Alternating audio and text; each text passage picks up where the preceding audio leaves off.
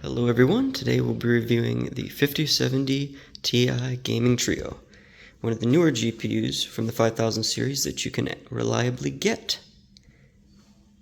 So, this is a basic review and install guide going over the specs and the things I like about it, as well as the things that keep it a little different from the rest of the 5070 Ti cards.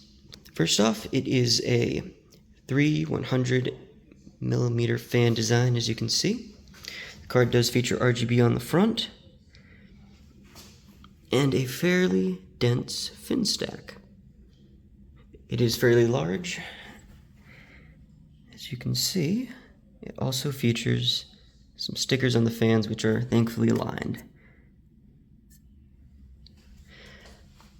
The top is a bit more flashy, which in the beginning turned me off a little, but honestly it's growing on me. Given the case I have, it's black tint, which makes that fluttery dragon look a little bit more tame. Now, specs of this card are fairly similar to your baseline 5070. But the things that make it special will be the 5% boost. There is an overclocked version as well as a standard version, and the availability. Most manufacturers, they gave their heavy stock to Micro Center and sparse stock to some other places, which makes sense given that everybody flocks to Micro Center for gaming components. Luckily, for some reason, this model and MSI, they decided to do something a little smarter. Instead of going really heavy on just a couple stores, they gave it to multiple retailers at fairly high stock, such as Best Buy, Walmart, and obviously Micro Center. But the wonderful part about that is that a couple of these retailers smartened up, such as Best Buy, which will reliably have these in stock. But the best part is that even if it's not near you, you can have a hold placed on it for about 10 minutes. This is a thing that they do for their products that are in high demand, and it means that you have a much better chance of finding these in a store near you instead of obviously having somebody snipe one out right from under you the second that it goes up on stock on Micro Center. This model comes with a fairly decent stand, as you can see. Looks pretty good.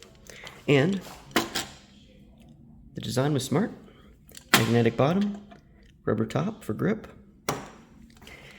as well as the 3 8-pin connector to one high-power 12-volt, as you can see. Do you like the yellow? Makes the chances of burning your card a little bit less likely. As you push this in, it'll be pretty obvious whether it's in all the way or not.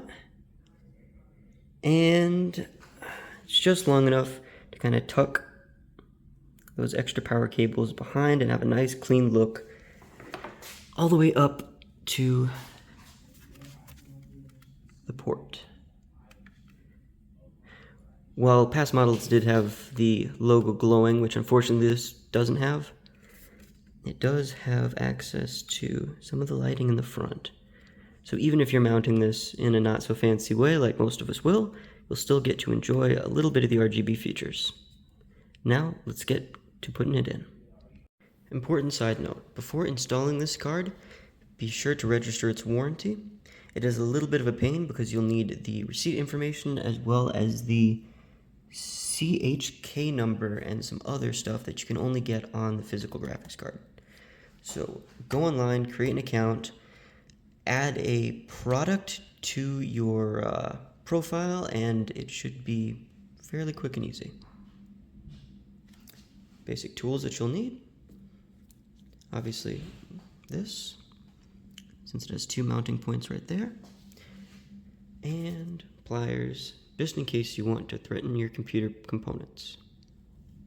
After slotting in your brand new graphics card, give the cable shroud a quick look and level it off with the help of that little stand before mounting it firmly into place with the 2 screw holes seen before you.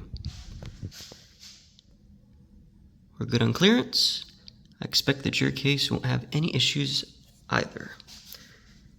We are pretty close on this side. It's a very long card, similar to the 9070 XT Gigabyte Aorus After firmly mounting your GPU in place, go back and check your bracket, as it may have shifted upon securing. As seen here. Simply unscrew the base and pull the top. Then tighten again, and you should be ready to go. It's also worth taking a look at your BIOS switch. There is a silent and gaming BIOS, which doesn't add too much of a strain. As for the decibels that these fans produce, it is quite silent. In fact, the only GPU that I would say is something you might want to watch out for is the Ventus, which is considerably louder both in silent and gaming mode.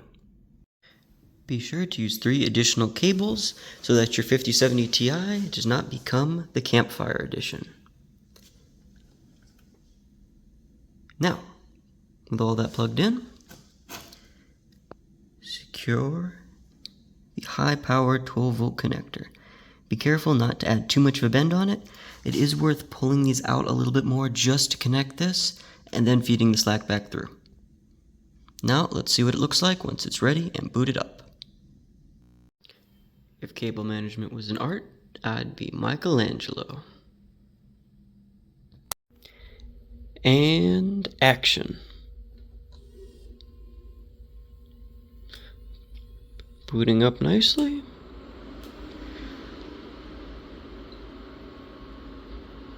No burning smell. I can tell I'm gonna like those already. Ooh, I don't know if you can see that, but my lighting reflects really nicely off of that.